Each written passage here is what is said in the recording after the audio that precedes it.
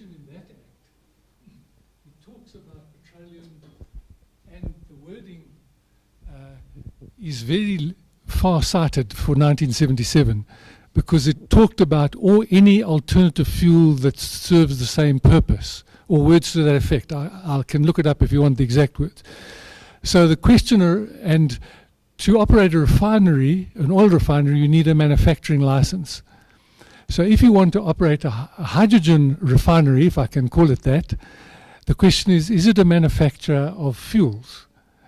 And at a rough first pass, knowing how regulators think, the answer will be yes, that it qualifies as a manufacturer of fuels and therefore need to get a license. And that's not a very onerous thing to do. I mean, okay, let's deal with the second one. The second one is the Petroleum Pipelines Act. So the definition in there of fuels is the same as in the Petroleum Products Act. So if you're going to store hydrogen, it would qualify probably as a storage facility and require a license under the Petroleum Pipelines Act. If you put it in a pipeline to ship it somewhere, it will also require a license. However, there is a thing, as you all know, called LPG. And LPG is a gas or a liquid depending on different environmental circumstances. And where that falls between the Gas Act and the Petroleum Pipelines Act is a bit of a long-standing dispute, because sometimes it's under one and sometimes it's under the other. There's a proposed amendment to the Gas Act which is meant to clarify that. That's been in offing for 4 years or 5 years, I can't remember. So, but I mean, basically to get this whole program on the go, there has to be a fully fledged engagement with the Department of Energy and with NERSA to write the regulations that enable this kind of technological innovation, because they are all out of date. You know, that's the problem. So I think creative regulation, you can wriggle and squeeze through various nooks and crannies and get going, but it's not really a completely satisfactory solution. Yes, thank you. So, Rod, what do you think is there, from your experience? I mean, you're very much into like businesses, but is there a general willingness to move, to change regulation, or what does politics need as well from the market players as well to change the regulation or to go forward? Yeah, so let me just set some context which will disappoint you. The Department of Mineral Resources and the Department of Energy are currently being merged back to one department, as it was more than 10 years ago. But the way they are doing it is, you know, in the old Department of Minerals and Energy, there was a minerals branch and there was an energy branch, and they were separate silos in one institution. Now they're going to be one silo. So energy policy and minerals policy are going to be made by the same person, effectively. The same technocrats are going to deal with both.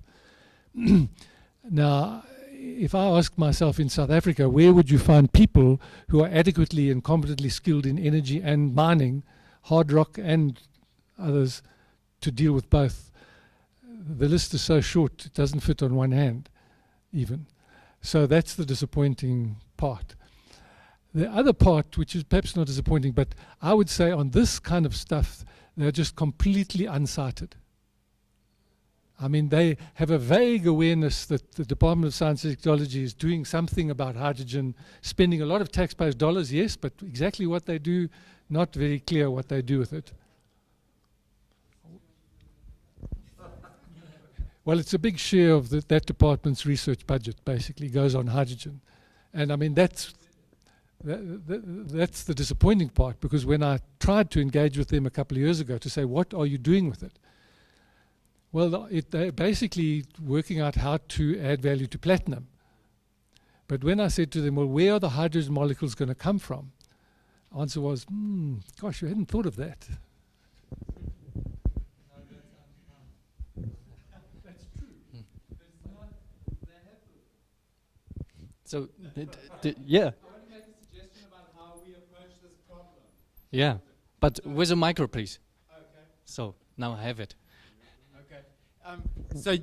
I mean, you've asked us to discuss the framework for incentivizing Powerfuels. How can we make Powerfuels a reality? That's how I understand. And we're talking about one aspect, which is the regulatory function. So there's a framework for this, which is the framework of technological innovation systems, which says that you need to look at 7 different things. You first of all have to look at market formation, you have to look at entrepreneurial development, you have to look at resource mobilization, you have to look at knowledge development, you have to look at knowledge transfer, you have to look at legitimation, and you have to look at counteracting resistance to change. So those are the 7 things, and regulatory fits under this question of legitimation. You know, that if you want this innovation system to develop, then you must make sure that your regulations facilitate the transition. Because, I mean, the interesting thing is that there's always resistance to change. We can be guaranteed of that. So people who make diesel trucks are not going to be pleased to hear that their trucks are now going to be replaced by hydrogen trucks, and they're going to do something about that. So, I mean, I don't know whether you want to run through each of those factors separately and say, this is what we suggest in this area.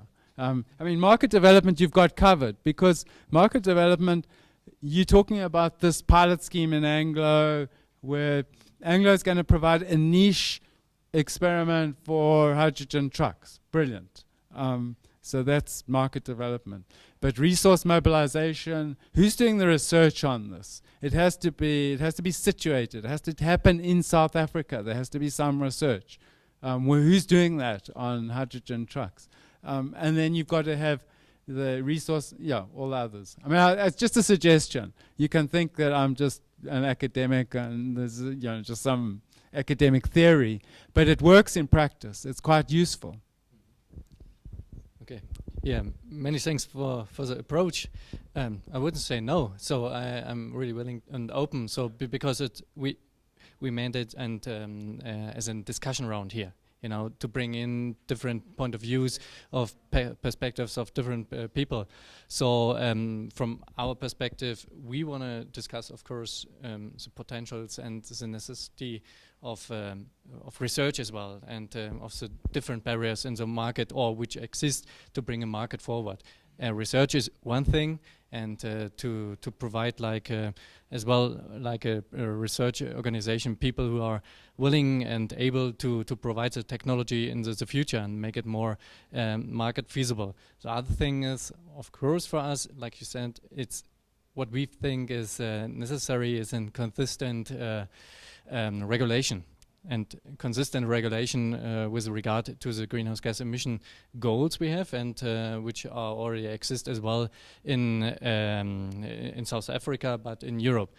But what we've seen in the market is we have ambitious goals and targets and so on, and we have some technologies available. But we know today we want to scale up, we want to create a market, and there are different things necessary.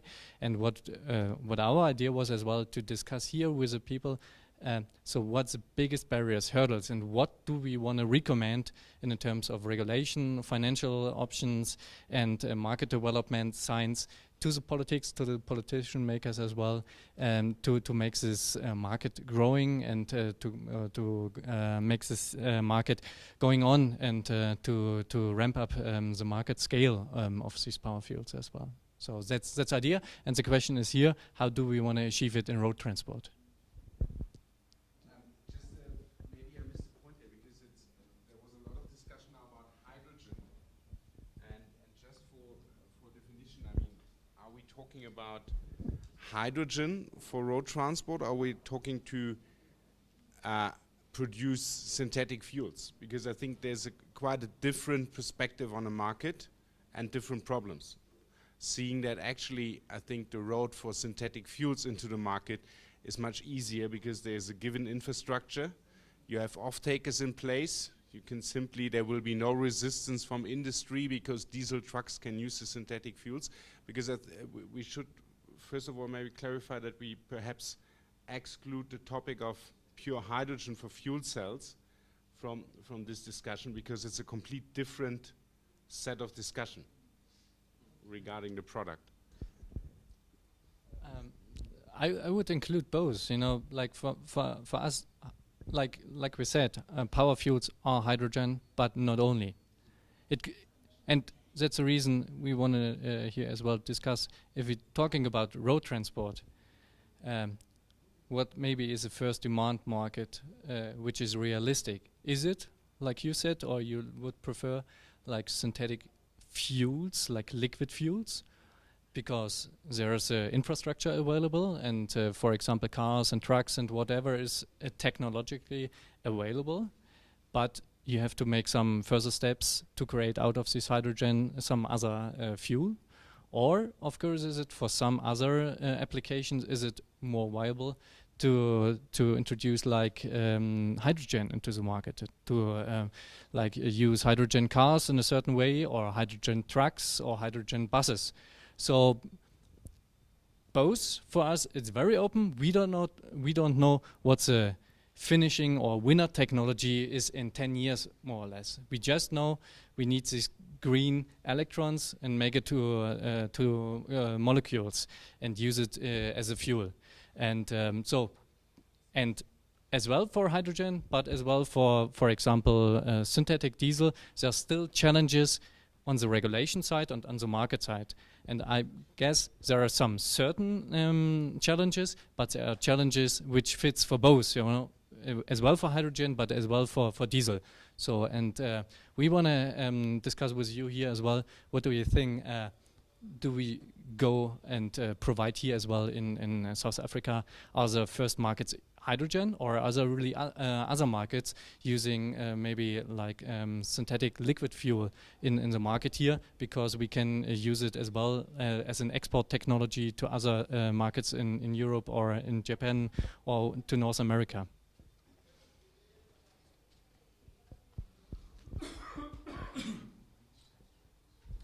An advantage to suggest that in addition to the carbon implications of moving to synthetic fuels, what would the implications be in terms of their purity, and what it would do for other emissions from conventional powertrains that would obviously alleviate a lot of the challenges, especially that diesel has faced, in terms of being banned in inner cities, and obviously a lot has been done to clean up diesel. But I imagine that a synthetic fuel is very pure and would have much lesser emissions that would alleviate some of the barriers to diesel being utilized as a strong fuel source. I won't give the answer to that, but of course the challenges are there. Like we have NOx, we have particle emissions, and which are there, especially if you have diesel or petrol cars, and you have more emissions of this sort as you have in hydrogen cars.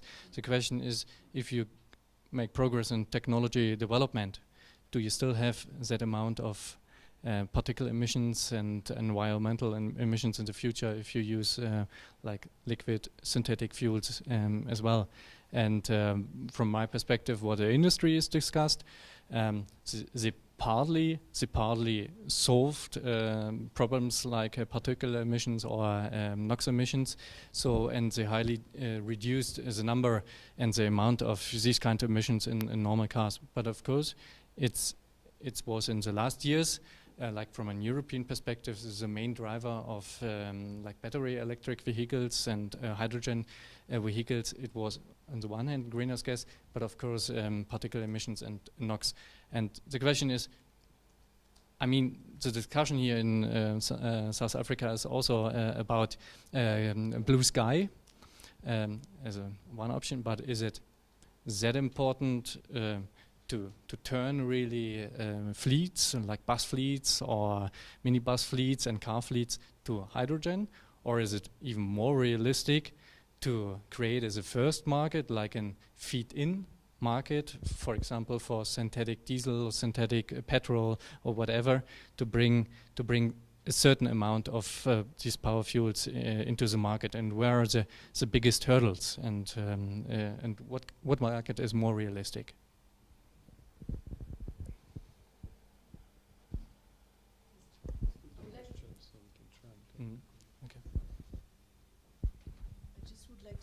to the question of doing a fitness check of the current regulation. In Europe, we did a dedicated project with legal experts reviewing each of our member states' legislative frameworks, because you had some legislation that you could use that were harmonized at European level on fuel quality or on health and safety requirement or on industrial installation, general rules. But then you had each member state having further a regulation that was specific.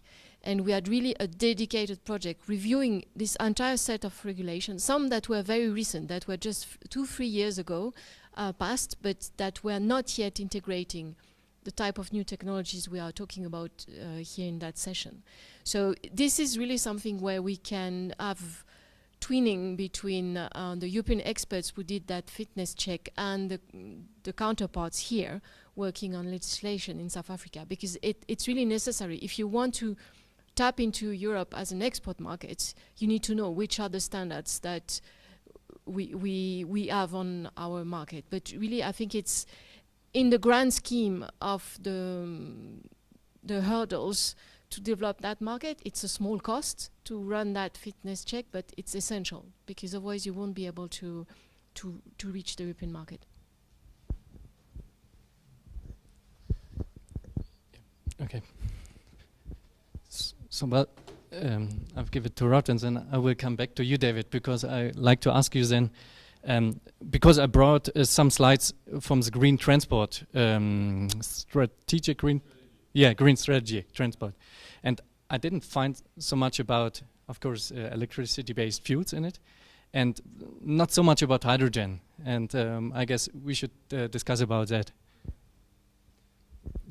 So the sad truth is that our energy policy department is kind of struggling, to put it politely. So, if you look at their track record on existing petrol price regulation, the same global pricing mechanism is in place as was set up in 2003. It hasn't been reviewed since then, despite enormous pressure. So it will need a lot of external help just to get a meeting to discuss help.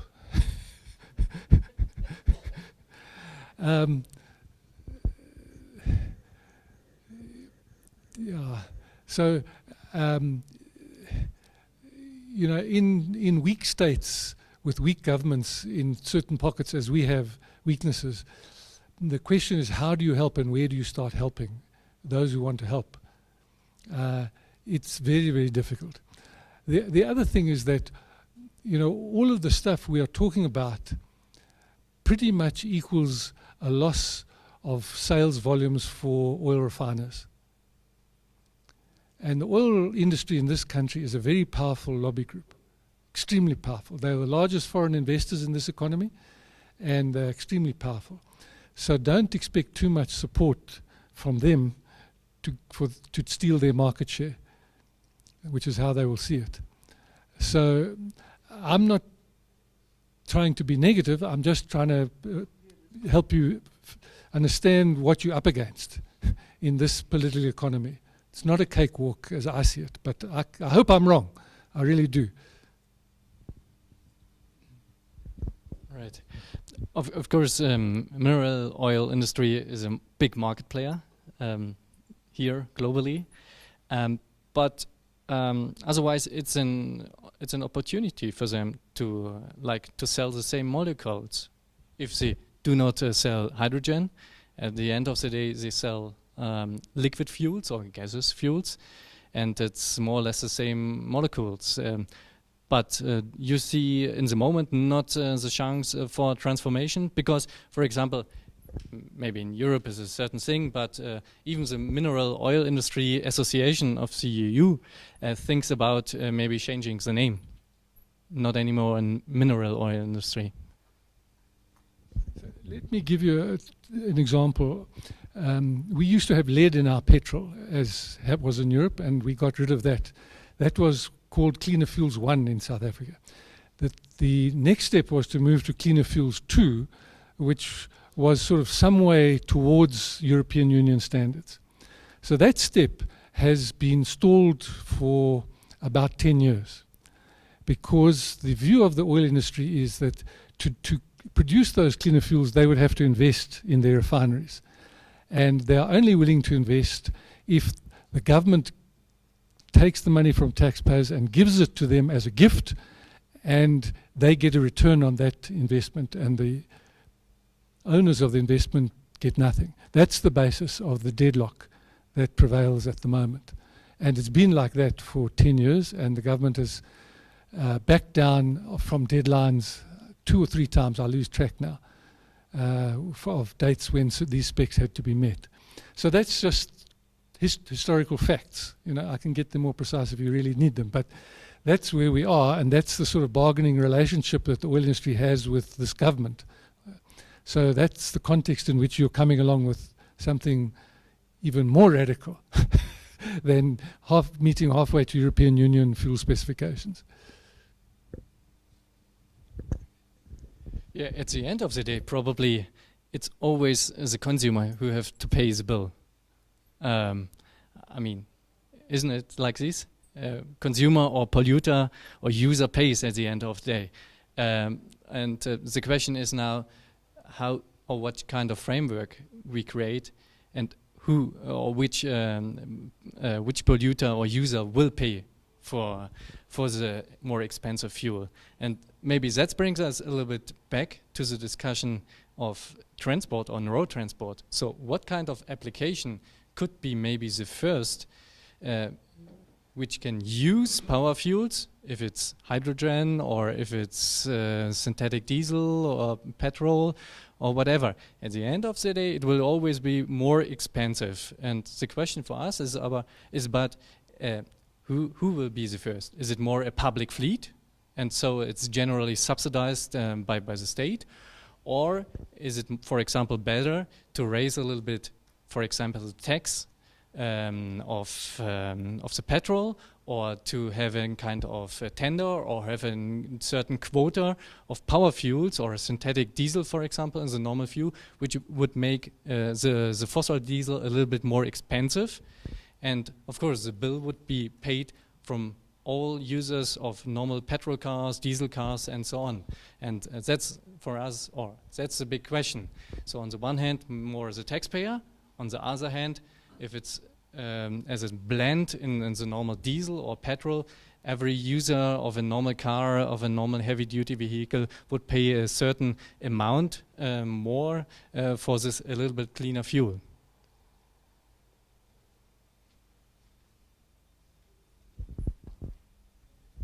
Thanks. So I'm not sure where you want to go with this discussion, because I mean, I think you want some bullet points to take back to a plenary, or you want something constructive out of.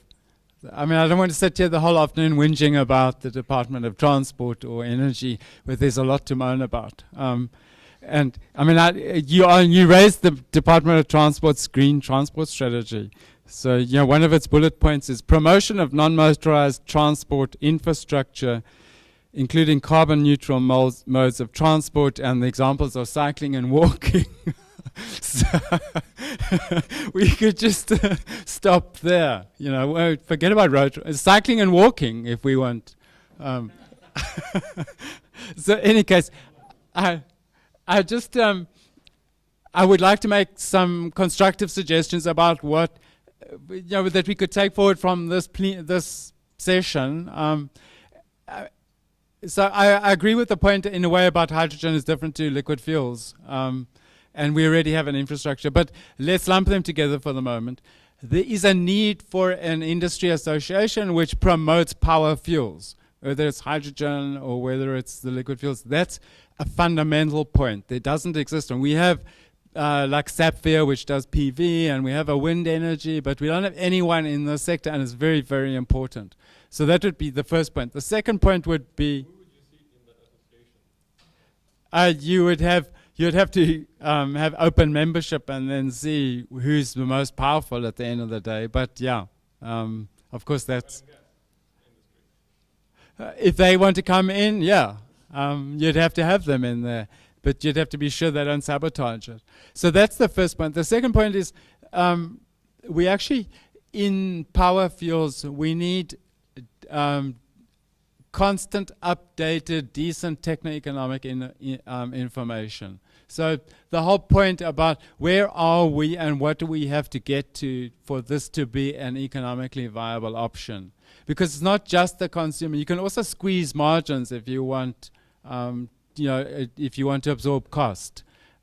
So that's the second point. The third point is we need policy mixes in this sector which combine demand and supply side policies in order to drive a change, a sustainability transition. And those policy mixes, they don't just happen. You have to design them. And I suggest that if there's anything that will be useful in getting this sector, the transition going in the sector, it would be the appropriate policy mix. And I would include then things like support for R&D. It would include support for financial investment into the infrastructure for sustainable transition. So that's the third suggestion.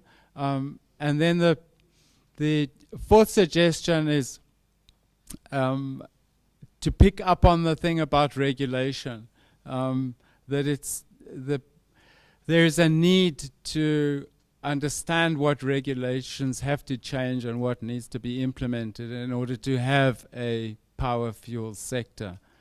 So it's a role that government can actually be quite good at playing if they are given the right policy environment. So those are the four things that, there could be plenty more, but if you wanted 4 points, constructive points coming out of this session for how one might take forward a power fuels sector focused on road transport, it's not cycling and walking, it would be those four things. All right, cycling and walking, that's not our topic today, but it's a most healthy thing, I guess. You see what happens if people do not walking so much. Not here in South Africa, but in Europe or Germany. It's not really healthy, I would say. But anyhow, to make a little bit more detail, you said the right policy mix. We fully agree. And we have some slide, what could be some instruments and so on we need in the market. So it's always easy to say the right policy mix and the right regulation. So do you have something in mind? For example, yes, I fully agree. We need support of research and development. We need some support, for example, especially for the first plants and installations of power fuels. It doesn't matter if hydrogen or whatever, but we need a stable demand, a stable long-term demand, so that somebody invest in a technology not based on subsidies, but based on a long-term economic perspective. So what from your perspective is such a policy mix? So like certain instruments. The first policy for me is the demand side measure, which says the state will procure 20% of its road transport liquid fuels requirement from green fuels. Demand side measure, just straight. And you start to get some action then. You start to get like an IRP not an IRP, an REI4P in this sector. So that's number one. Second is you need much more active support for knowledge development and knowledge transfer. So those two aspects need to be incentivized through an R&D strategy and through a knowledge transfer strategy. And there are all sorts of ways of doing that, but that would be the second one. And then the third one would be this question of a policy which allows for some kind of designated industry status for that sector. So, and under designated industry, there are all sorts of things that come into play, including access to cheaper finance and or sometimes a training instrument can be useful. So that's the third. And then the fourth one is it's like the review of the legislative environment. It's not really a policy, but it's a policy review, which would be important. All right. So one demand-driven instrument I've focused is like higher public procurement. I mean, it's something in the green transport strategy, but it's on a lower level, like you mentioned. Yeah, I'd like to just question if we shouldn't be taking this conversation on a slightly different tack in the context of South Africa and its priorities, and whether truly looking at South Africa as a, in terms of transforming road transport is the best way for South Africa to decarbonize its economy, because probably its carbon generation is so dominated by electricity generation. It's probably a review of the IRP that would be the most effective way for South Africa to decarbonize. But building more on this morning's conversation, shouldn't the opportunity be more seen as to how supplying into a global road transport, transformed global road transport network presents real opportunities for South Africa to come up with as a significant contributor to securing carbon neutrality across the globe, and in the European Union in particular, through being a preferred site where generation of synthetic fuels, hydrogen and the like, with good economics in world terms, very favorable conditions. Isn't that a far more productive direction to go on, where South Africa can actually complement the challenges that are experienced elsewhere in the world, while focusing on its real priorities of economic growth, which is anything that would create additional cost into the system that potentially inhibits economic growth and the meeting of social needs and the development of the population could be very challenging.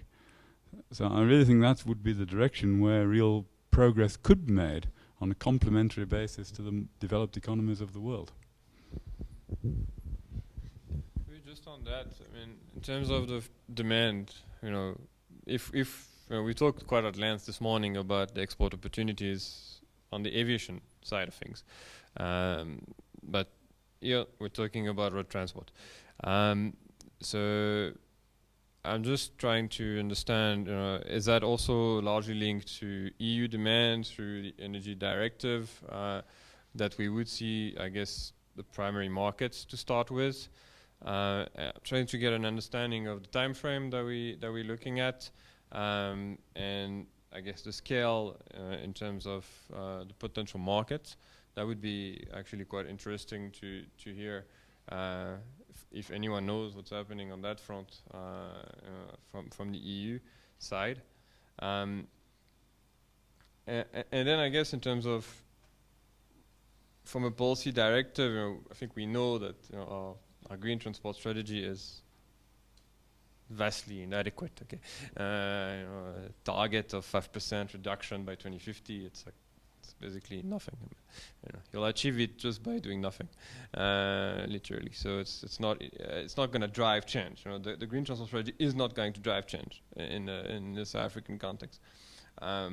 So then, what do you see as the main drivers of change? Is it that global demand that's going to come, and then we should just tap into it and just say, you know what, the South African market will come, I guess. Afterwards, or maybe at the same time if we're lucky, or is there an opportunity, to stimulate dramatically that local demand through maybe public procurement and the likes? So I guess just interested in the dynamics between that local and export market, and how we see that playing out in terms of demand pool, I guess. Yeah. I don't know if you have any thought on this. Rod, you want? Okay, we've got a few people. Okay, you haven't spoken yet, so I'll give you another take. No, I just want to say, from my perspective, fundamentally, the government is not going to subsidize any of this. The consumer is not going to pay in South Africa. So what does that leave us with? And to me, that's elsewhere. Yeah.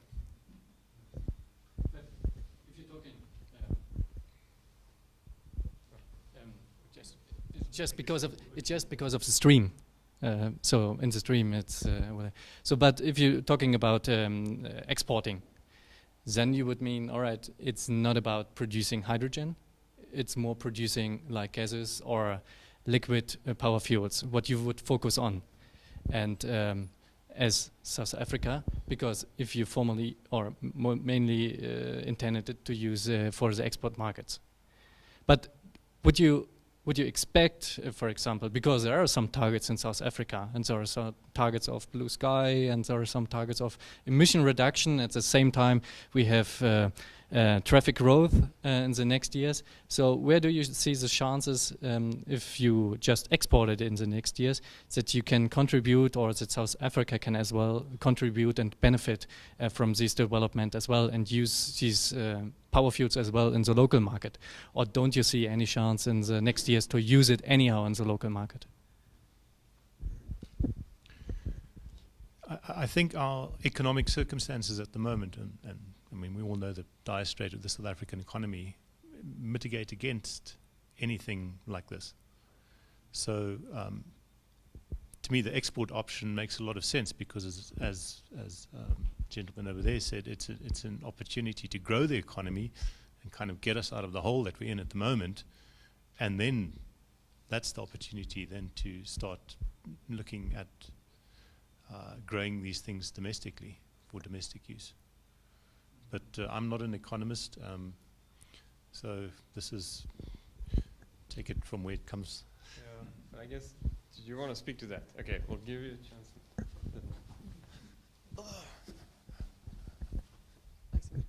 Now, fully concur with the previous speakers. I think the export opportunity for other markets, we're gonna demand more rapidly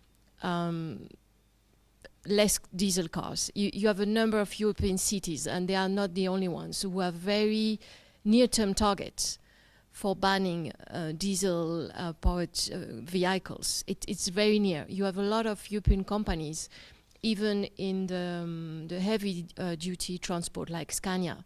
They have targets of, like, by 2030, 2035, moving really outside of the current diesel-powered engines. So this is very near. And I think South Africa economy is at risk, because currently your automotive manufacturing is one of your lead export, is one of your powerhouse. So the moment you miss kind of a new wave of technology on the global automotive market with currently buying your products, you're looking at a dramatic impact on your industry. So you must absolutely prevent that by being at the forefront of the new global demand for new technologies. It's really on these global markets that you need to catch the demand. Great, thank you. We had a couple of other hands, so I want to give people an opportunity. And then Rod. Yeah, my one question mark maybe out of all the discussion. Obviously, I think it's not a point as Europeans to come here and put a finger on Cecil and put them on the wall. You are the dirtiest in the world and all those kind of things. And we know how many problems we have here in South Africa, and the majority of the population, green energy and green thinking is not only a luxury, is not even in their daily process of life. So if there's one process of saying there is an export opportunity, then I'm coming from the solar market, then I see, okay, what is your offtake commitment? You say you are willing to pay more for the fuel as Europe. So what does Europe offer to South Africa? What is your offtake commitment in the next 5 years or over 10 years? What is the volume? What can South Africa sell to Europe so that we have a business case?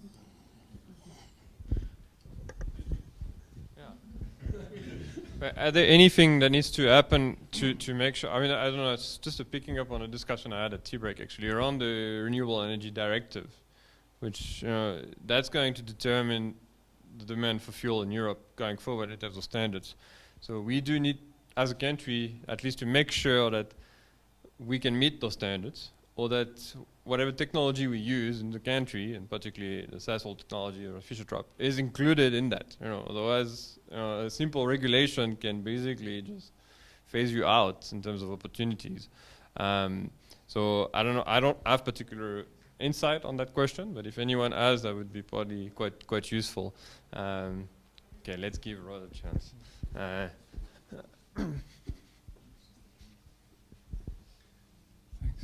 So just first of all, to respond to the point that you made that consumers won't pay, there's evidence to the contrary. If currently we are roughly 1.5 kilometers above sea level where we sit right now. Hundreds of thousands of motorists around here burn 95 octane fuel for absolutely no good reason at a premium price. Not required by regulation, just sheer foolishness and marketing. So you can achieve a lot with this population if you want to.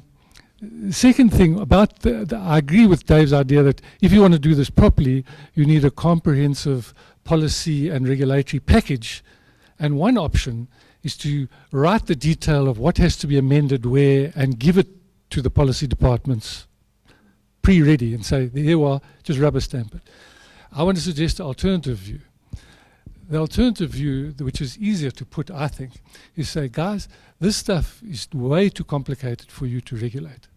It's way too new. The technology is unfolding. All you have to do is give exemption to this hydrogen-based economy.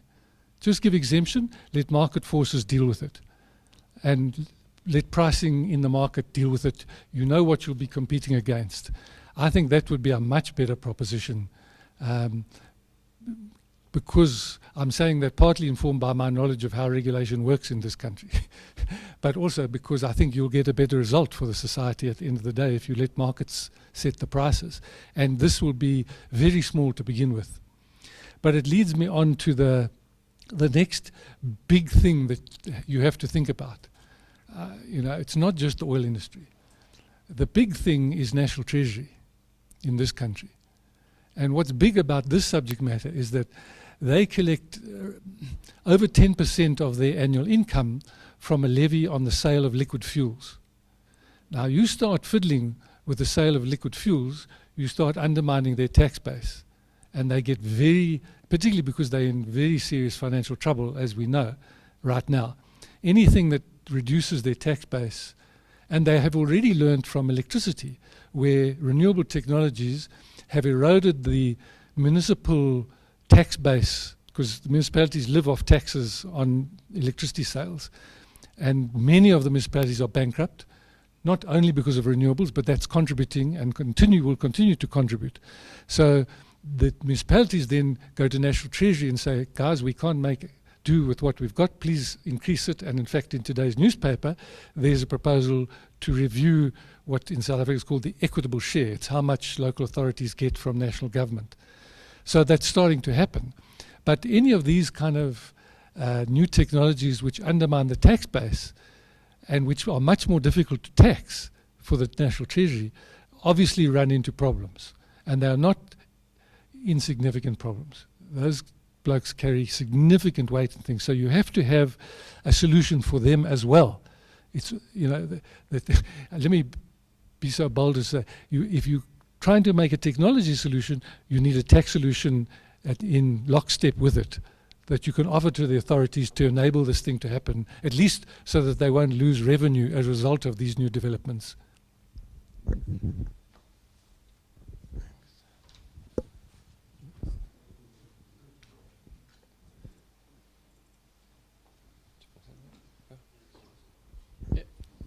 Very good point in the taxation. I mean, it's the same discussion probably we have in Europe. We've seen it in the last decades. Of course, if cars, whatever, getting more efficient, they don't use anymore that much energy. So, and if you have the same amount of transport and less energy use, you will lose, of course, taxation or money from taxation. And of course, we know it in the next decades. If you include into the market probably very efficient cars, we will lose tax money income if we do not change in general the taxation system. So you will have always to deal with this challenge from my perspective.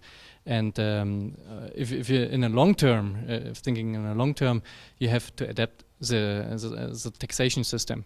If you really think about it, and what we're thinking about it, of course, is that you have to link taxation in the future, partly, not fully, partly, of course, at CO2, as an option, and to create new markets where you can find another form of taxation than you have now.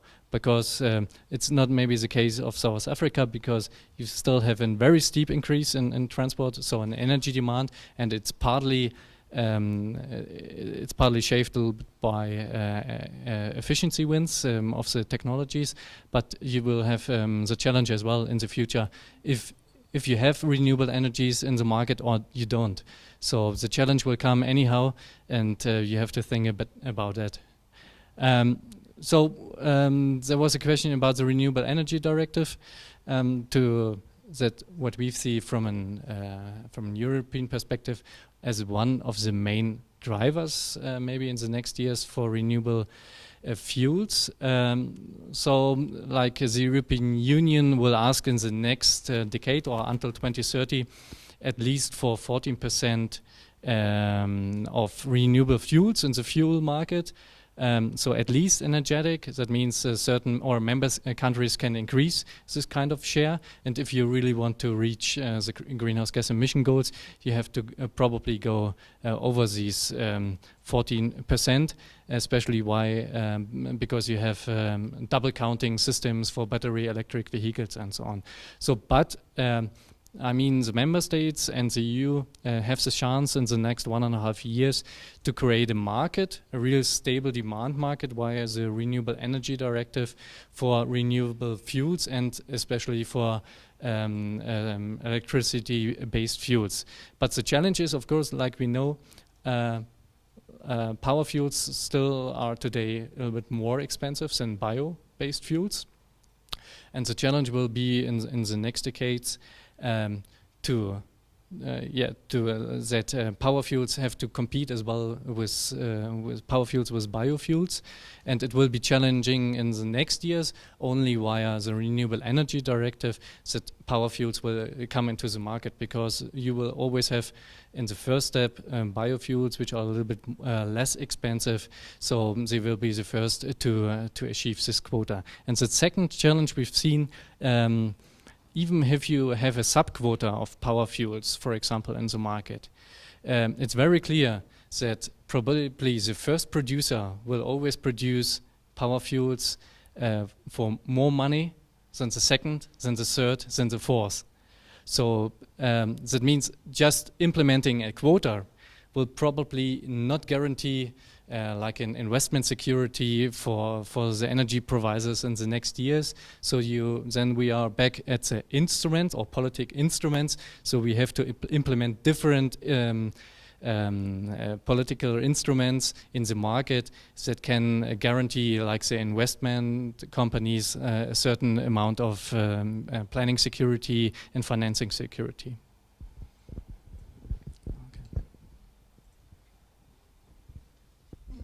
I'm just going back to the big picture of Tobias now, because then I don't understand the tax issue, because as they discuss now with the demand again, the demand from Europe, we will create an industry that creates power for our country as a hobby, because the power for our country will be 10% of what is needed for the power fuel we generate for Europe.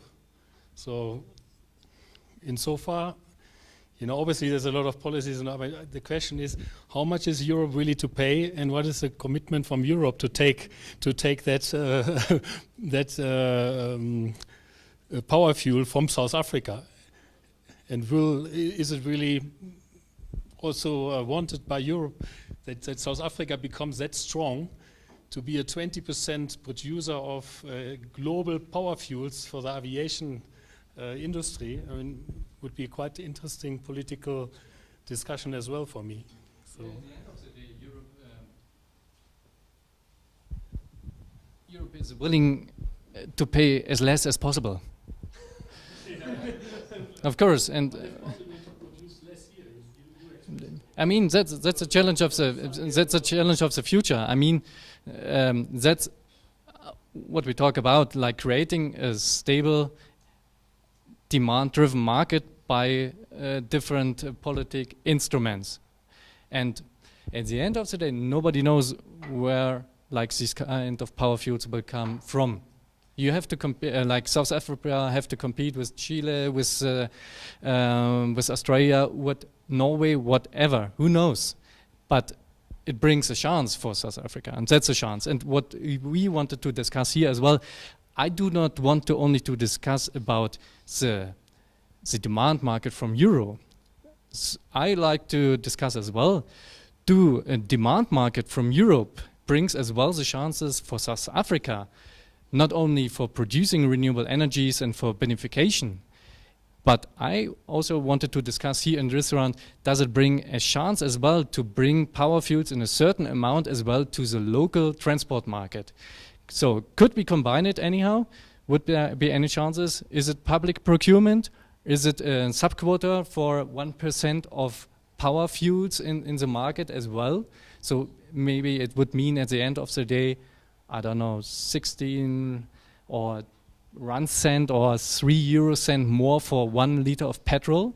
So you could drive in demand market from our perspective, even if you start very small. And what is interesting for us is where could it be? So is there any chance, for example, if Europe becomes a big demand market, that some politic makers in South Africa would also implement, for example, a fuel quota of 1% of power fuels in the future? Or what they expect, like, I mean, it's planned to have 5% of biofuels in the market, but was never implemented, I guess, so far.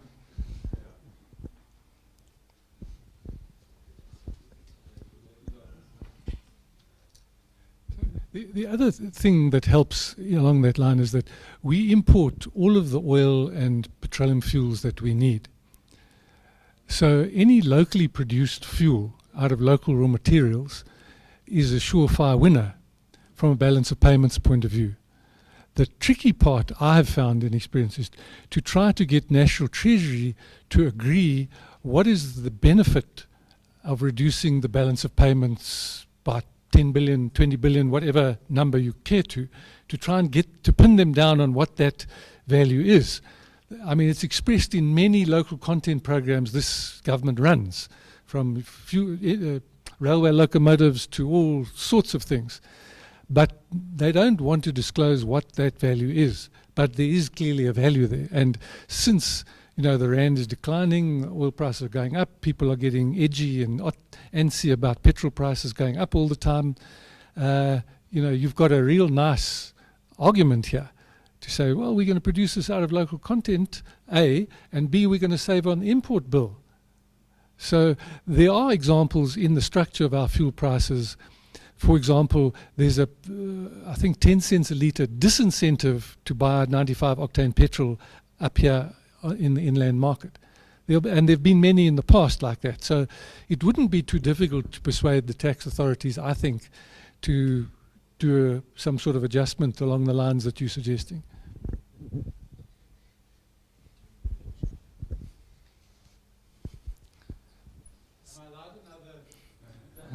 No, you are not. We don't speak anymore about hydrogen. No.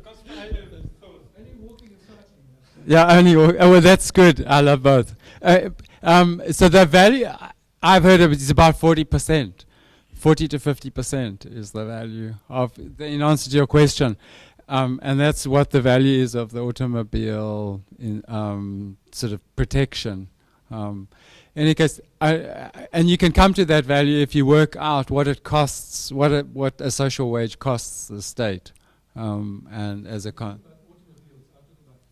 yeah, no, but it's if you asking the question, what is the value of local production versus importing, or if we change our balance of payments, what does that mean for Treasury? And it's about 40% of the value of the imports.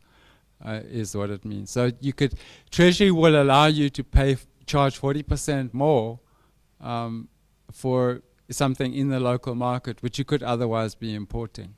In any case, I can't really explain it any more than that. But I love the idea about the export-oriented liquid fuels or power fuels sector. I mean, I think that it's a good strategy. The only thing I would argue still is that it you can't just, I mean, if the export market is a dripping roast, the private sector is going to find it in any case. So it's going to have to be supported initially by some sort of incentivization, some policy framework. And I did a study on concentrated solar power, and the thing that we learned from that study was that this had a local content program. It was a demand-side incentive, and we put in 600 megawatts of concentrated solar power, with the idea being to stimulate an export-oriented concentrated solar power sector. What happened? As soon as the demand-side incentive fell away, that industry collapsed.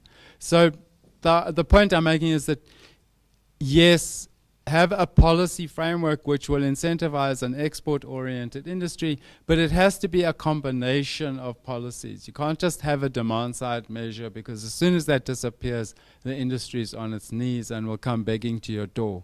So if we're going to make a recommendation from this group that in the beginning it should be an export-oriented business, which is supported by an appropriate policy framework, I would still argue that appropriate means a mixed framework which includes both demand and supply side measures, so that you explicitly avoid that situation that happened in CSP, where we had this brilliant opportunity, we had all this local content idea, and then at the end of the day, everything was imported and Spanish. All right. Is it something we could, or we can agree with it? It sounds a little bit like these. I mean, especially if we running a little bit out of time, I guess. 5 minutes left. It was a kind of good conclusion. A little bit a kind of arrogant question I want to raise as well here in this round. If we're talking about like transport and transport goals and so on, and what I've had in my slides before was to reach like European, German, but as well like the targets in South Africa, always efficiency. Efficiency wins play a major role. And I just want to know, like, for example, in Germany, I was going around and say, in the moment, there's no need for no one to buy, for example, efficient cars. Because petrol is so cheap in comparison. So we are at the same prices like 10 years ago. So it's nominal. So we're paying today much less for petrol than 10 years ago. And at the same time, we have high ambitions of greenhouse gas emission reduction and so on. And we've seen, of course, the petrol is cheap. Now coming new cars in the market, which need more petrol or diesel than the cars like 2-3 years or 4 years ago. And the question is, could Powerfuels as well, maybe in South Africa, a kind of driver especially for the car market, to bringing as well like more efficient cars in the market? And these kind of efficient cars means that even if you have a higher amount of Powerfuels, of more expensive Powerfuels in the market, you pay at the end of the day the same amount for your petrol or for your TCO over the lifetime. So that's just a question I want to raise. So could Powerfuels as well for the local market be a driver for more efficient cars and in the South African industry as well?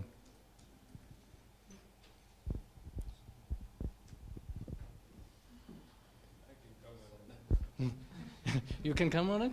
Yeah.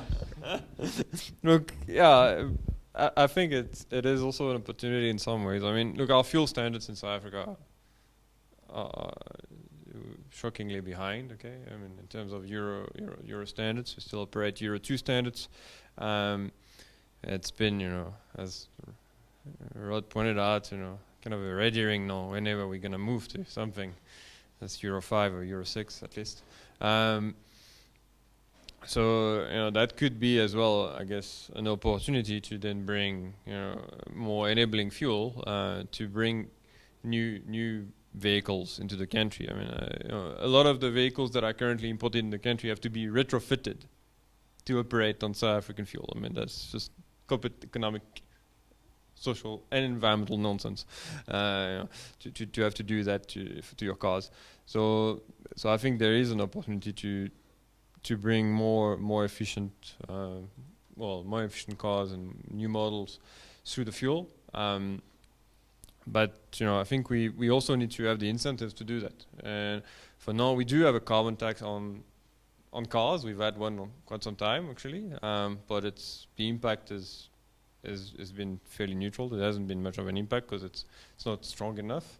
Now we have a carbon tax on fuel, okay, since June this year. So I guess it's too early to say what the impact is going to be on that. But we would need a very strong incentives to support people as well in terms of saying, okay, first you need to have other type of vehicles, more efficient cars, small cars, electric cars, hybrids, which we don't really have much in the country. I mean, we've got basically 1,000 electric cars in the country. That's roughly irrelevant. And we need new models to come as well. So I think there's two debates which are different but touch each other. Is this transition to e-mobility, and then the fuel issue, which is do we need to move into higher quality fuels, to Euro 5, Euro 6. But at the same time, we want to move to e-mobility. So I think there's lots of discussions around how we do that in the most optimal way. I guess acknowledging at the end of the day that you don't control much of it. It's going to be driven not by policy to a large extent, although some of it you need the signal. So I think that needs to be factored into if we bring Powerfuel for the consumer market. Do we use that as an opportunity to then bring new kind of fuel? There's lots of discussions about building a new refinery in the country, Euro 5 or Euro 6 standards. There's so much fuel we need in the country. We don't need huge capacity. We already import most of it, though. I mean, but we produce 20 to 25%. So I think we're more looking at reducing our imports and trying to tap into those balance of payment benefits, which in the first instances, I mean, really, it's a whole win for the country. I mean, refineries of imported fuel, there's very little value addition, very little employment. So I think it's not, we would like to do that, I think, but I guess how we try to manage those almost three different dynamics is something that is quite difficult. Anyone, I don't know, does anyone have some views on this? Things you want to say? Rod wants to go up for tea. Okay, I would say many thanks for your different perspectives on this topic. Actually, that's what we like to figure out a little bit.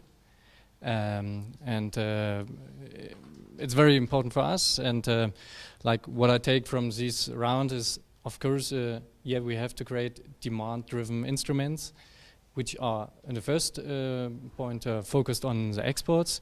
So, but we have to create at the same time here as well in South Africa, like partly instruments as well, supply instruments, which can help to create here a framework for the use of Powerfuels in the next decade as well, and to bring up as well a market for these Powerfuels, but as well to create knowledge about it and to create beneficiation for the power market. I would say that's something I would say is for me the main result of this discussion round. So many thanks for that.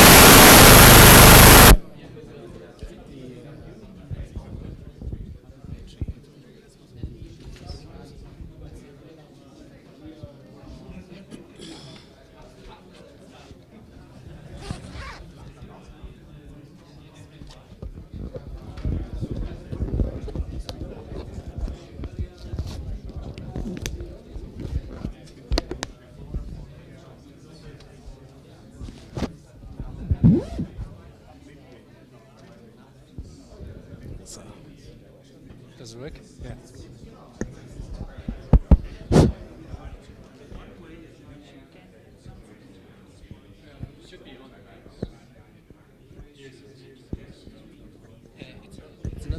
No? It's not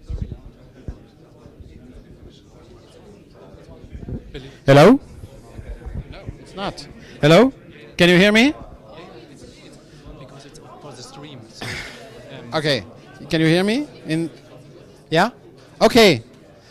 I have to speak loud because the microphone is only for the camera, if I understand it correctly.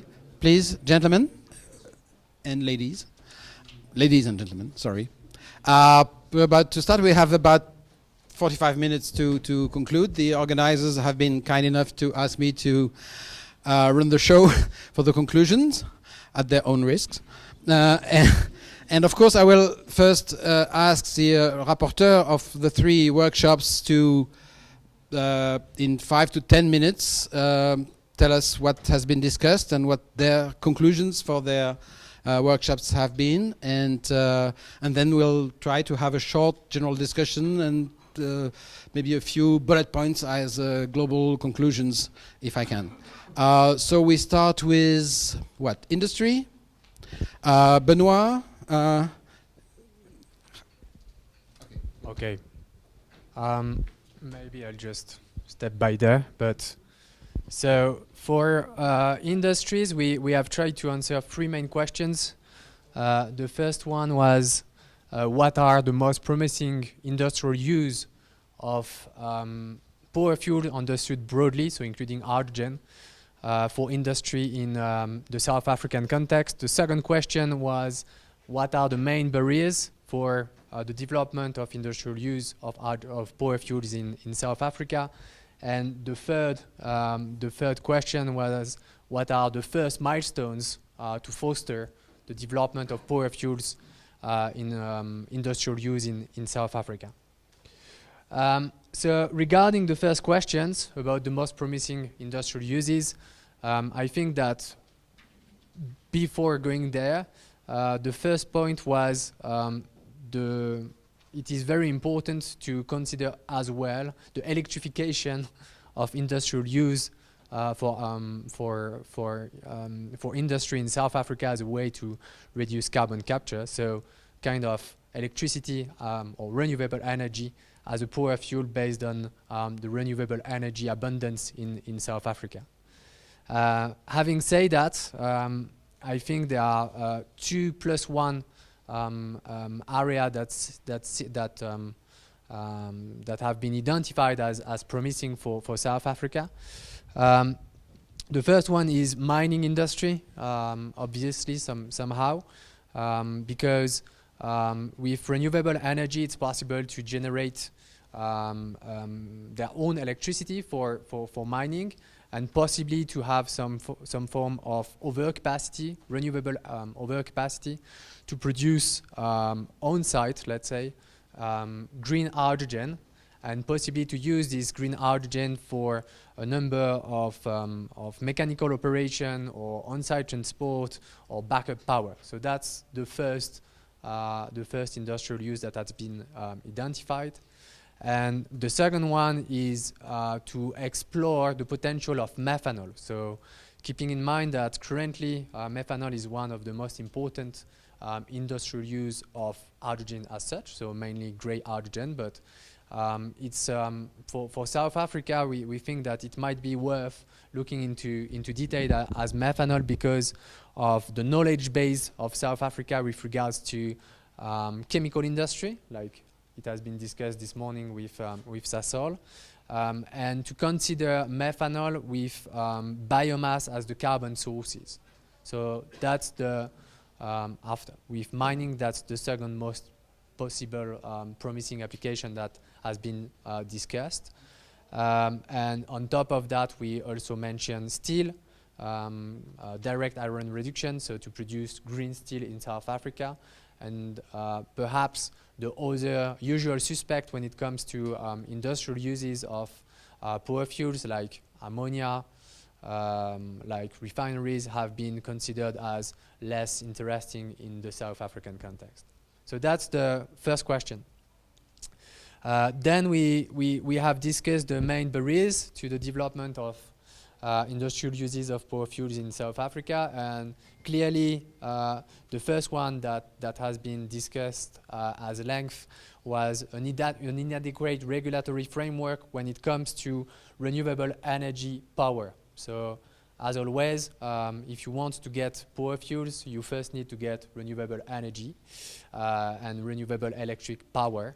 And apparently there is currently an inadequate framework. For instance, if you want to get an installation above 10 megawatts, you need some derogation, and that's considered as a very important barrier, especially as a constraint to enable the development of renewable power for the mining industry. The second main barriers that has been mentioned during our discussion is a lack of kind of policy framework regarding hydrogen and fuel cell and power fuels in general. So it is not necessarily included right now as a major policy objective for the South African government, and as a consequence it might impede the development of pilot projects, and as a consequence it might impede the access to available funding that might be possible. So that was the second main barrier that has been identified. I don't know if I missed anything. And last but not least, for the main or the first milestones, if one wants to foster the development of power fuels in South Africa. As for the barriers, the first milestone was to enable renewable power, to help the development of renewable power, i.e. to promote the development of independent power producers in the country, and also to clarify the fact that enabling the development of additional renewable power capacity will not be a threat for Eskom, will not be, because all the electricity that will be generated could be used for the production of power fuels. So first, enable more power generation.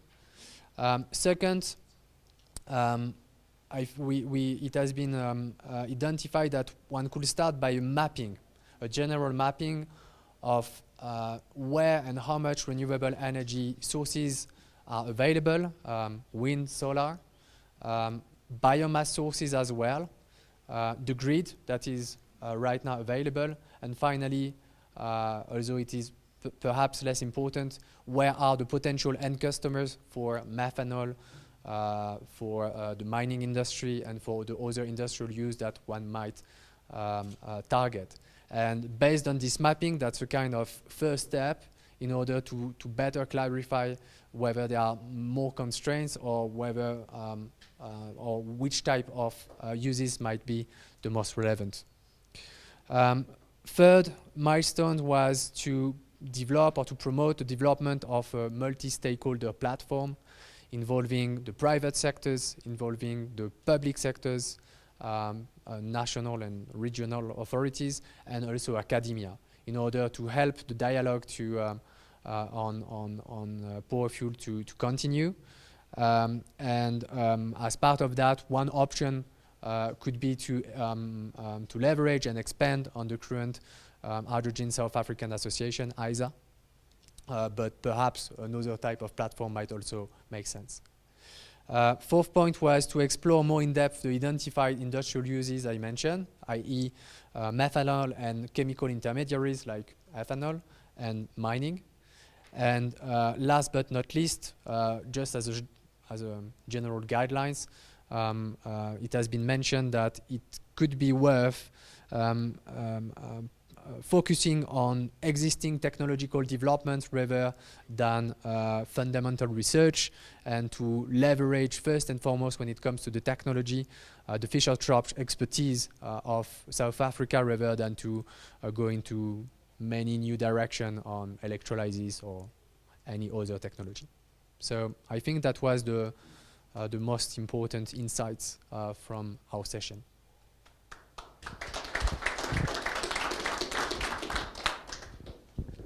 very well done, and as part of that group, I can testify that it's really what was said there.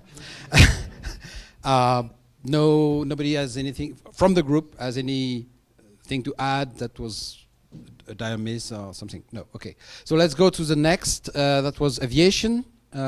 So who is the reporter for aviation? I see some hesitation here. Ladies first.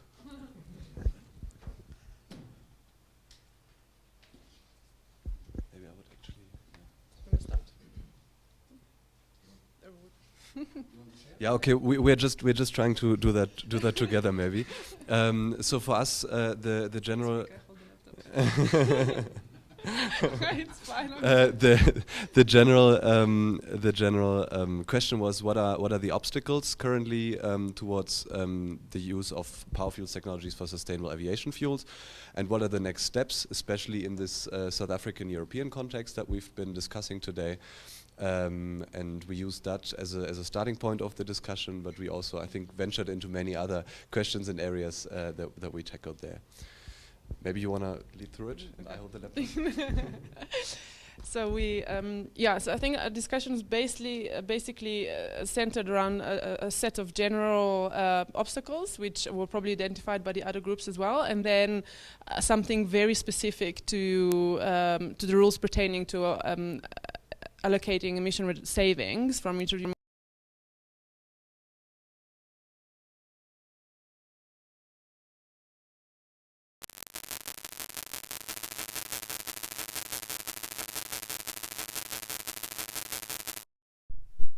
So anyway, that would how to allocate emission reductions from introducing green hydrogen into refineries in South Africa, starting with Sasol, in such a way that they would stimulate demand from the aviation sector for these kind of fuels, or for renewable hydrogen.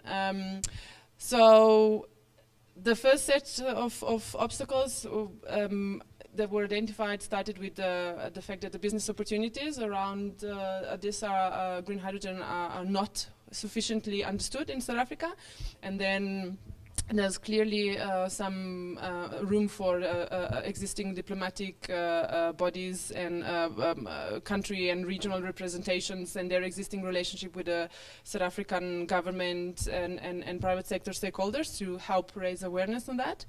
Then there was there is a need to identify a champion in South Africa for hydrogen, and I don't think we quite settled on who would be best placed for this. Some people mentioned the IPP office. I'm not so sure, especially if you don't want to get stuck into that frustrating stop-go situation like the renewable electricity producers have been.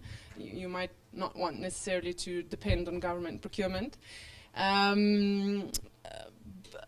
Then I think that's a very valid point. There needs to be a better understanding on what's in it for the country. So I mean, really, what is not just job creation potential, but what is the localization potential? What is the potential to earn foreign currency, the exports, and so on.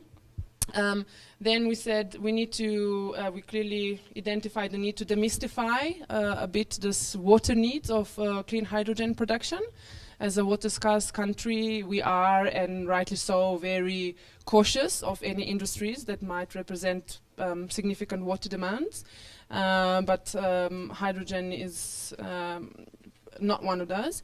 And then, yeah, we spend the other half of the session trying to figure out who certifies this green product and how do you allocate these emission reductions.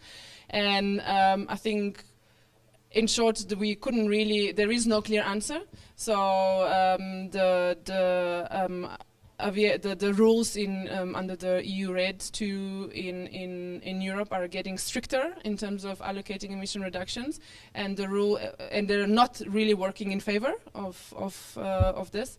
And I mean this as in introducing renewable hydrogen into Sasol process and then allocating the emission reductions that follow from this to the aviation fuel that Sasol produces, and the accounting rules under the other potential market, which is the international aviation, under the ICAO processes, are still being negotiating as we speak, and so there might be some room for interested parties, some of which are sitting right here in this room, to pull their weight in and explore the potential to introduce some flexibility in those rules if it can't be done within the EU RED, which should maybe still be explored.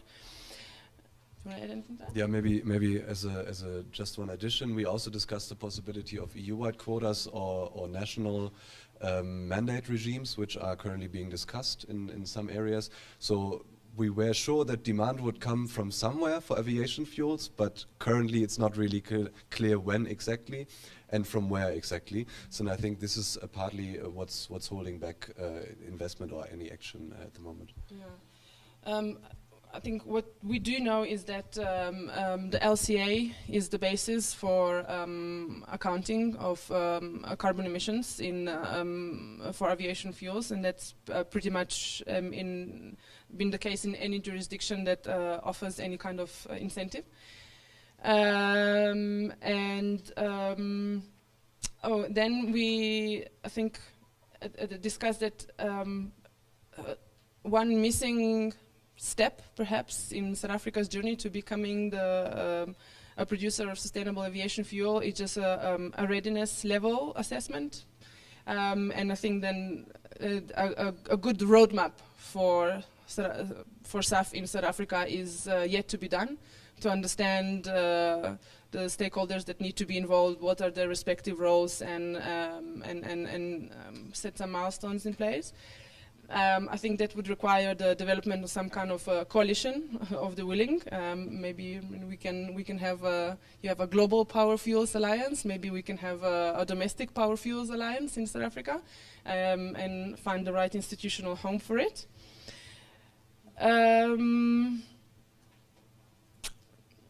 Yeah. Then there was some very technical discussion on stoichiometrics and stuff like that I should probably avoid at this point.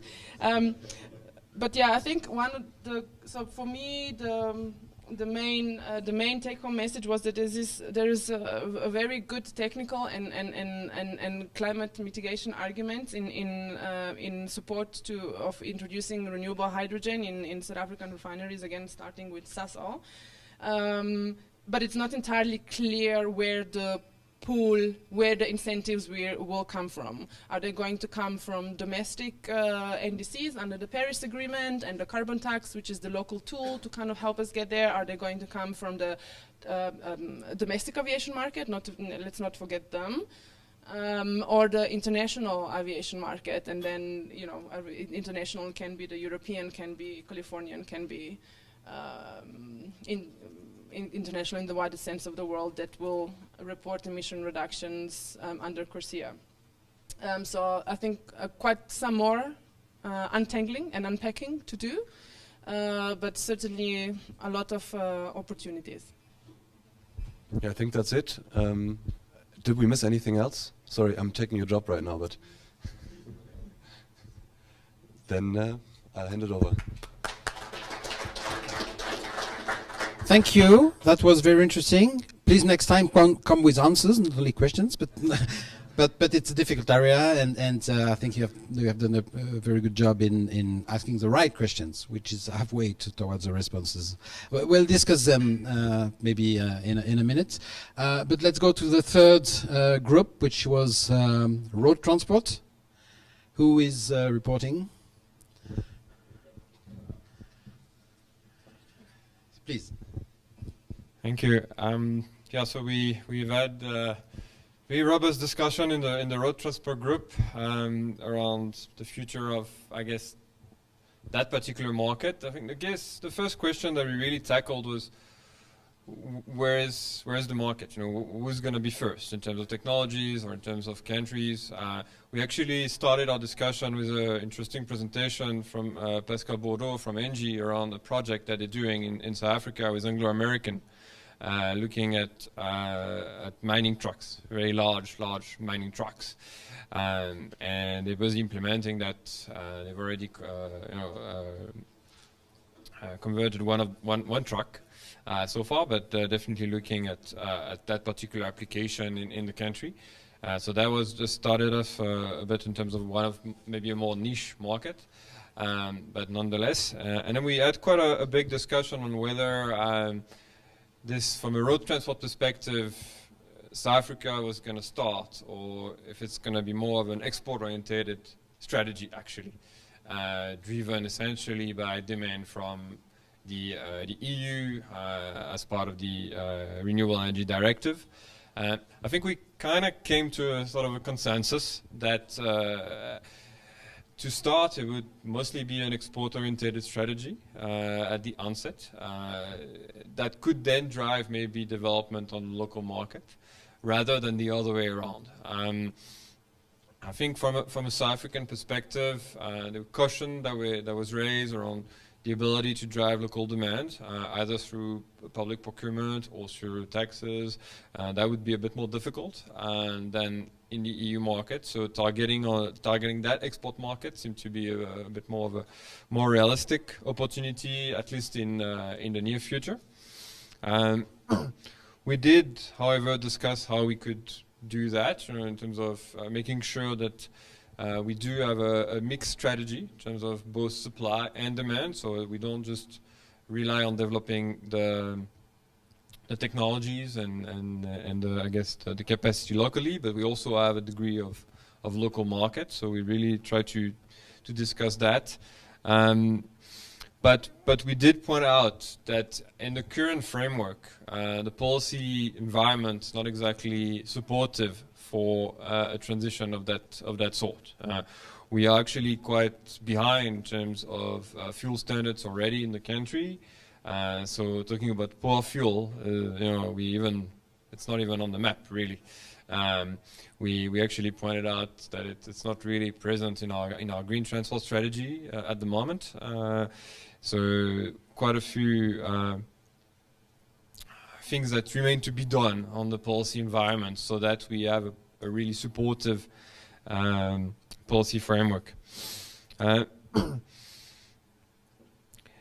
In terms of what needs to be done to try and kickstart that market, there were quite a few ideas that were thrown around in the room. We didn't necessarily try to come up on a consensus in terms of what was required, but there were lots of ideas that were really investigated in our session. I guess the first one was that we do need to have some sort of an industry association for Powerfuel. I think it rejoins one of the groups that talked about an industry association for hydrogen, at least, but we took it more from a Powerfuel perspective. Then we pointed out the need for more research, more information. I think the need for more techno-economic information was raised. The need to really know more what we're talking about. Is the simple fact that we're having this workshop today clearly means that there is a need to know a lot more, and it's a start. But we need to do quite a lot more. We need to do our homework, I guess, a bit more in the country to do that. We did spend quite a bit of time discussing the policy mix, the policy framework, and what is actually required if we're serious about this in South Africa from a road transport perspective to trigger that market. We did point out that it can't just be a supply or a demand perspective. That needs to be both. So on the demand side, we said primarily it will be export orientated, but we did say it should at least drive local demand to some extent as well. That could be through conversion of government fleet or public fleet. There could be some niche markets, as exemplified by the ENGIE case study, really, or implementation of their pilot. But we also need a significant support on the supply side, and I think we did discuss quite a few things that could be implemented, from support from R&D. Knowledge development, knowledge dissemination, knowledge transfer.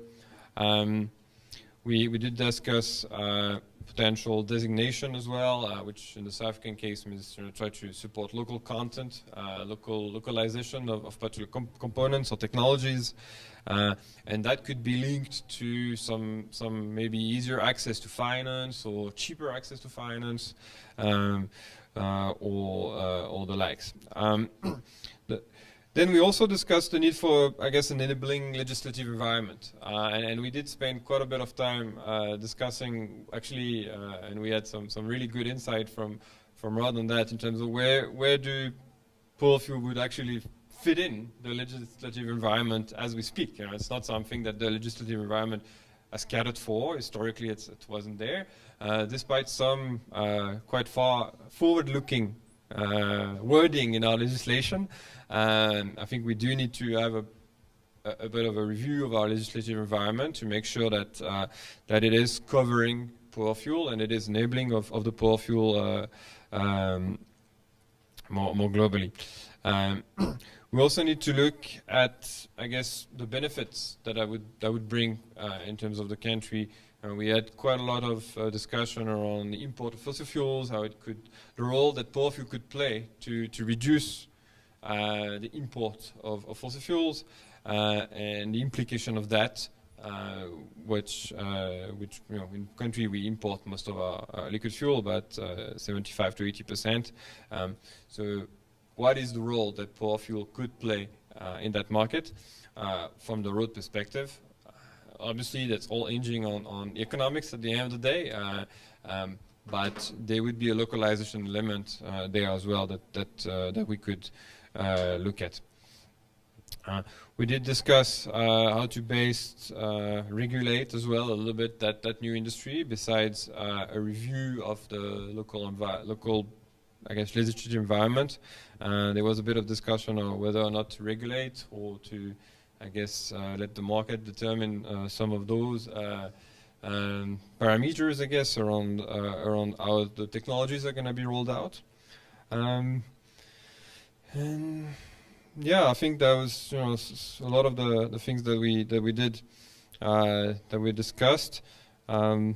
Stefan, I don't know if you want to add anything. Did I miss something important? Yes, sometimes it's very easy to say everything is said, more or less, because I guess that have been the main points or the main results of this discussion we had, and was for me very interesting, like to have more or less the perspective of all participants, to have in the focus a clear expert perspective, and then in the second step, like this participation perspective, so that in the second step as well, like road transport here in South Africa could as well participate from the export perspectives or from the first export experiences. So that was for me a very strong result from this discussion out here, and yeah, I mean one of the main results from my point of view. And the second thing you haven't mentioned, that pedestrians and cyclists have been a big laugh, you know, in our round. So in terms of green transport strategy, but that's not the point here. We're talking about Powerfuels. Okay, thank you very much. Well, thank you very much. And before you go, I have a question for you, because it was implicit, but in your work, the Powerfuels, what are they? Fischer-Tropsch fuels or anything else, or a mix? Or was that a question left open? Or hydrogen is in, methanol is in blends, or what? What have you been discussing? We haven't discussed it finally, but especially if we discussing about exporting or mainly exporting Powerfuels, or the exporting Powerfuels perspective, then from my perspective or from my understanding, it wouldn't be hydrogen only. So hydrogen could only one intermediate product. So it would be more or less gaseous or liquid fuels which can be exported to the exported markets and participate from that. But we haven't discussed it to very fully. Hydrocarbons, presumably, or also methanol or even ammonia? It could be an option. We don't know, but actually, yeah, of course, methanol would be an option for road transport as in blend in. Ammonia, not really. Probably it's more Fischer-Tropsch, but actually the market will decide. But we haven't decided yet. Okay.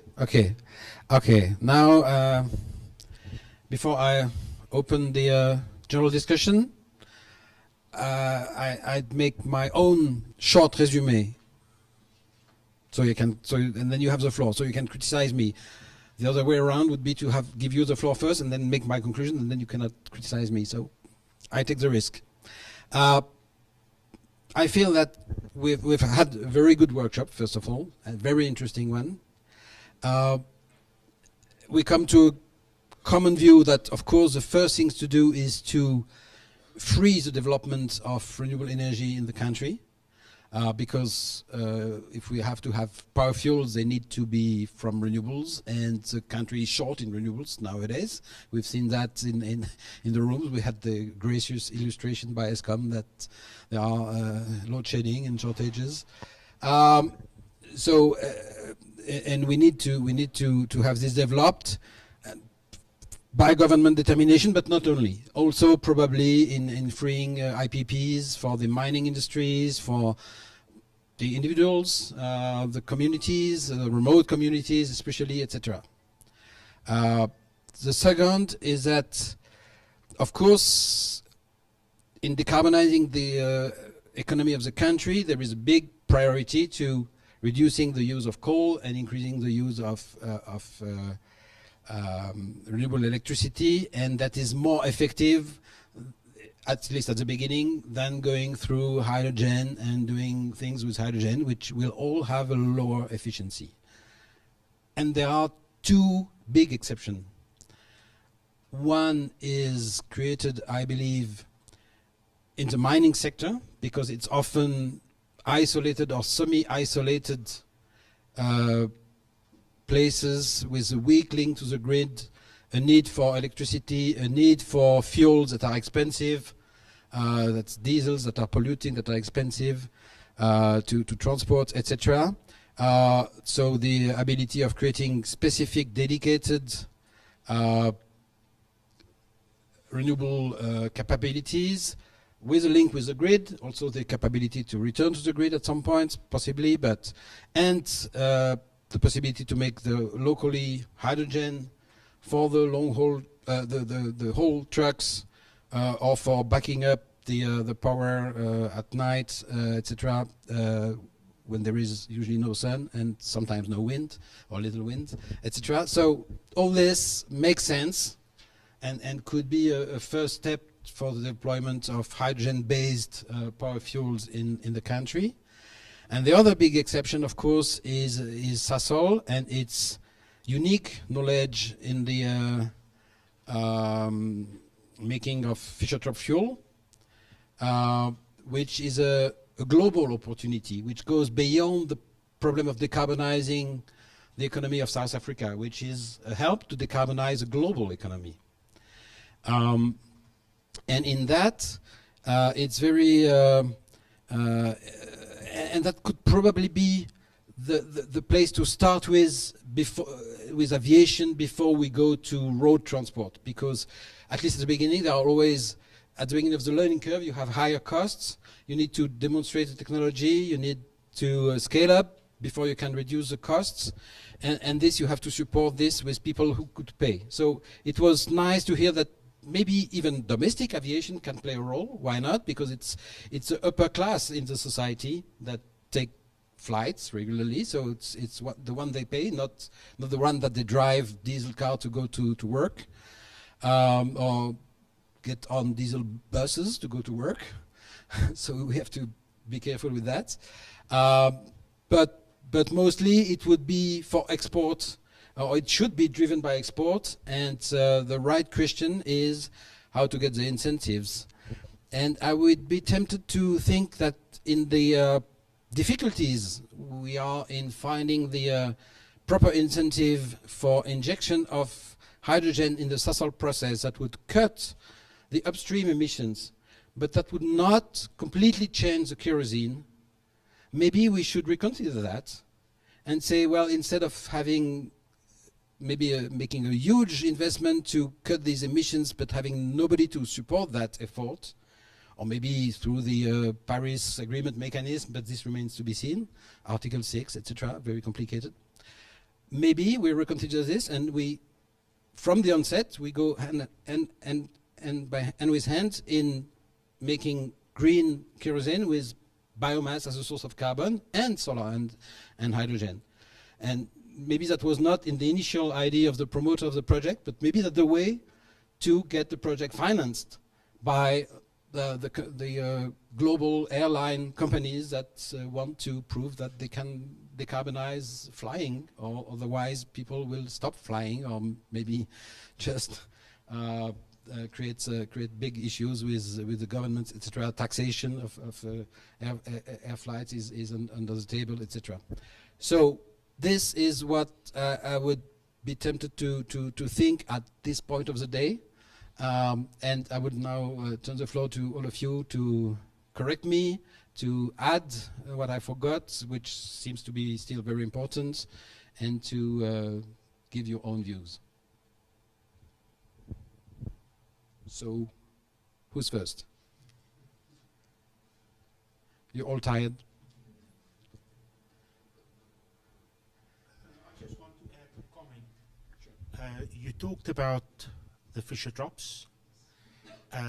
Personally, I think methanol and Fischer-Tropsch reactions are family of the same thing, and therefore I think very closely linked to it could also be the chemicals production in the same space. Points well taken. Who else wants to add to the discussion so far? Thank you. So the likely driver for the change is going to be market related, and there was a comment on the value of the carbon tax. Currently the South African legislation is 120 rand, so you can call that 100 euros.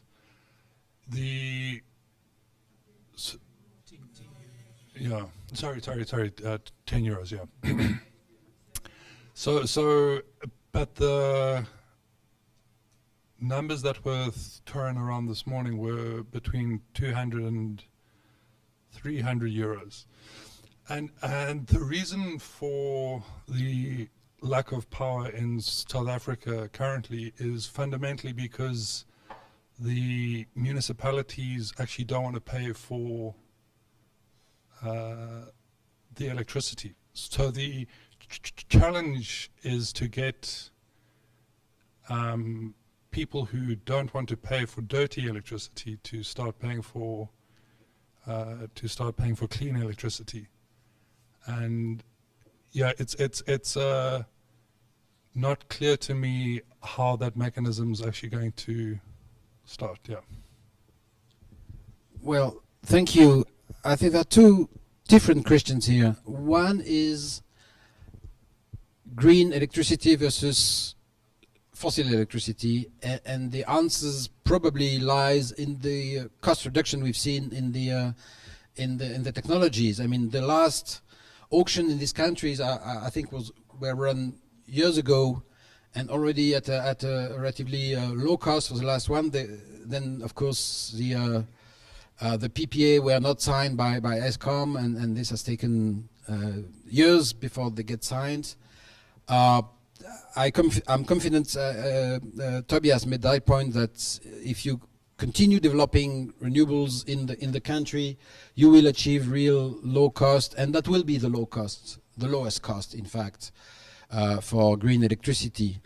The issue where we identified a carbon price of 200 or 300 euros, it's not for electricity, it's for Powerfuels, refined final form of drop-in kerosene that can be mixed for now at up to 50% in the reservoir of an aircraft, etc. So that's a different animal, and which has to be supported by different people, anyhow, because the idea of a global price, carbon price in the world is nice from an economic standpoint, but it will never work from a policy standpoint, because you cannot have the same carbon price for, again, luxury travel and daily survival behavior. It's just not feasible. Everybody understands the need for a just transition. Cannot be. You cannot ask people to pay 200 euros per ton of carbon they emit in doing fire to cook their meat, right? It's not feasible. Precisely, aviation is a sector that is mostly used by the most affluent part of the society. I have friends who say, well, but then if you increase that cost, and the middle class, the lower middle class that tend to travel by plane now from time to time will not be able to do it, so it's unfair. Okay, there is no perfect solution where everybody can live like the rich people on this planet. The unfairness comes from the existence of rich and poor, not from the fact that some can afford flying and some cannot. I mean, because that's the way it is. We cannot all fly every weekend to a resort just for fun, and we are 7 billions and soon 10 billions. It's just not possible. So we have to put limits somewhere, and probably have this part of the people who can support the cost of green fuels afford it. Yes. Sorry, if I can just maybe help demystify this, blame game around flying, who gets to fly, who doesn't get to fly.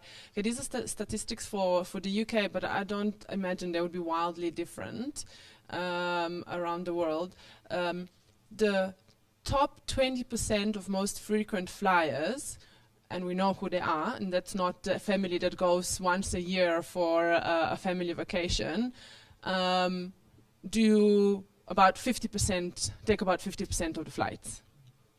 So we're talking about a fairly small proportion of the population that is inflicting the disproportionate damage on the climate with their frequent flying. So I don't think they get to hide behind the masses. And there was another point I wanted to make, which I lost now.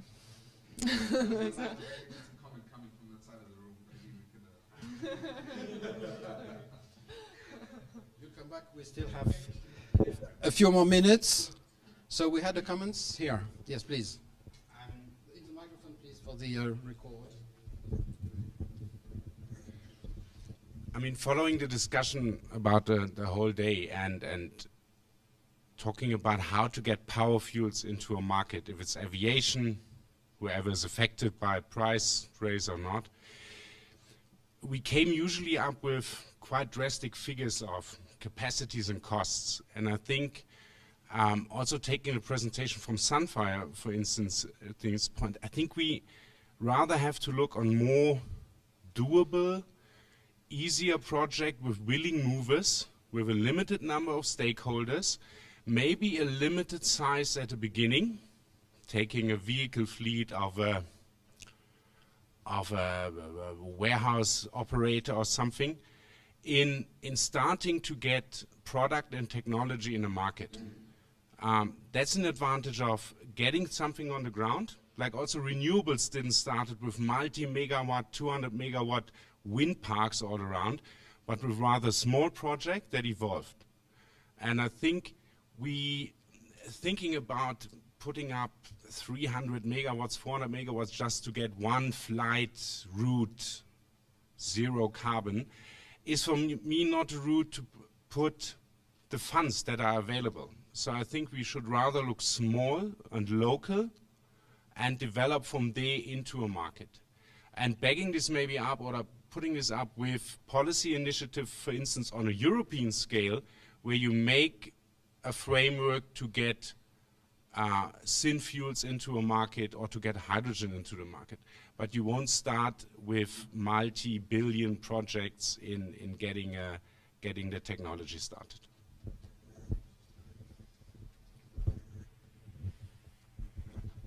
Thank you very much. I think there is a trade-off here. I take your point. The opposite argument is that when you scale up, you reduce costs as well. And I had this discussion with those people trying to make a small ammonia plant, for example, based on renewables. If they go too small, the cost will stay very high. And the point is to find the size, which is still feasible, affordable, because there is still a risk, so the money will have a cost, etc.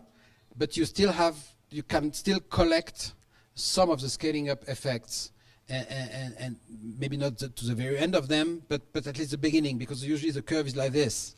And you don't need to be there, but you cannot stay there, otherwise you may stay stuck there. And some of in Europe there is 200 small-scale power to gas projects in the range of dozens to hundreds of kilowatts and a few megawatts. And this is done now. We have to go to the next step, and the next step is, especially if you need variable electrolyzers, so we need several stacks, etc. So you need to go in the 10, 20 megawatt range, which are starting to appear in the refineries. Some projects I know of are in the 60, 70 megawatt range in Chile, in Australia, in 160 megawatt range. So it's not gigawatt, but it's not anymore megawatt. It's somewhere in between, and there you collect the scale up. The Sasol plant is big enough to host something of a significant scale, I believe, and so that's the trade-off, as I see it, somewhere in between.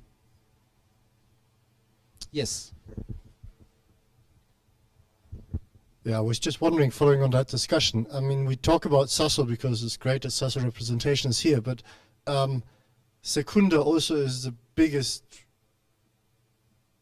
petrochemical plant for sure. I was about to say plant, but I'm not sure about that, in South Africa. So the question is, there's another player in South Africa that does Fischer-Tropsch, and they are certainly not doing very well at all at the moment. So they are smaller, they are under pressure to come up with something to stay alive.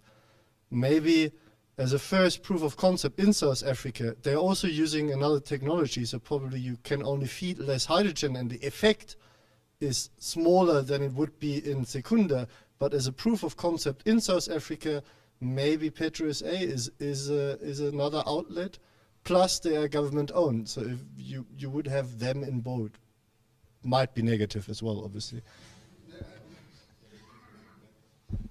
Well, some level of competition for the good is good. So, point taken. Yes, Mr. Director.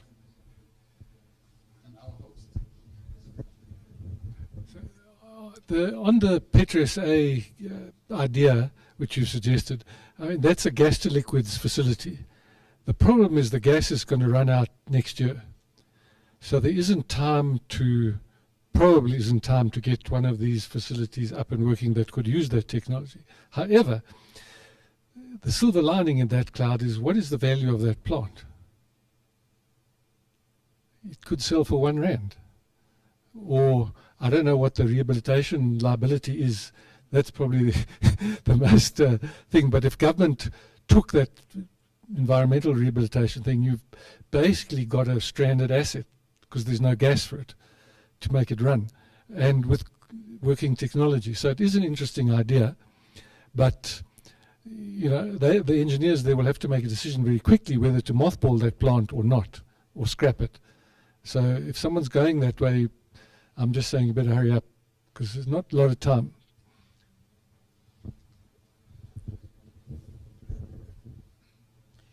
Well, thank you. I think we've come to the end. My final word would be to say this proves the discussion is not over yet.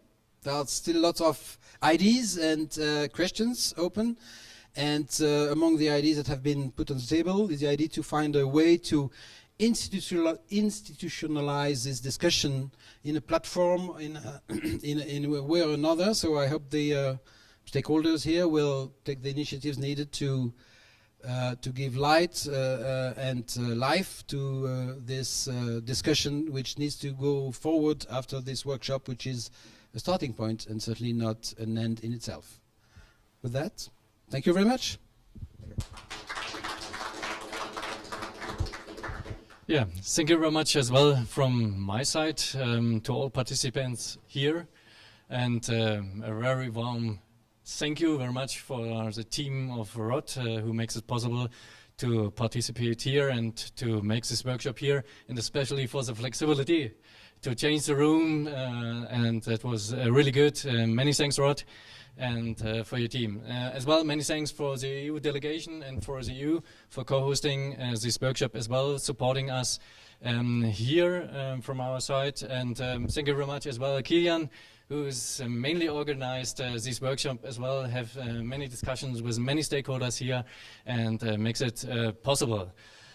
Short outlook from my side, maybe before I handle to Rod, who can close the bracket at the end of the day as he opened the bracket. Yeah, from us the discussion is as well not finished so far. So for us it was as well still an opening.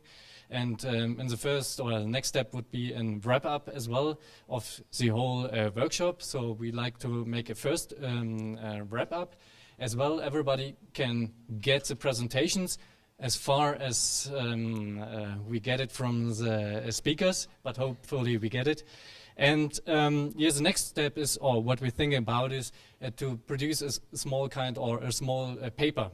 A small paper out of this workshop with the main results, where we invite everybody to write or to participate as this paper, as we like to handle it over then like to the industry partners, but as well to the politic decision makers as well here, but as well in Europe and all in our network around.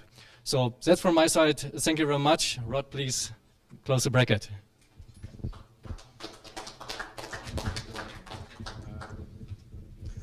Thank you very much, everybody, for attending, and thank you to our co-hosts.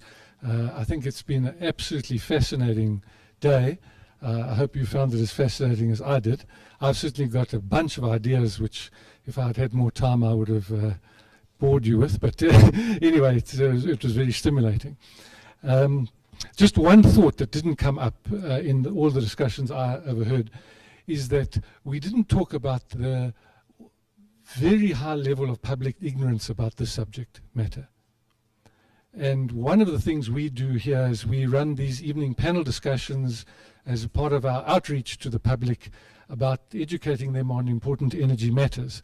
So that's something that's on my agenda, is to grab some of you who are knowledgeable in this area to be part of this panel, because if we're going to make progress in this area, we have to get some kind of public understanding amongst even the energy community. This is a poorly discussed subject matter.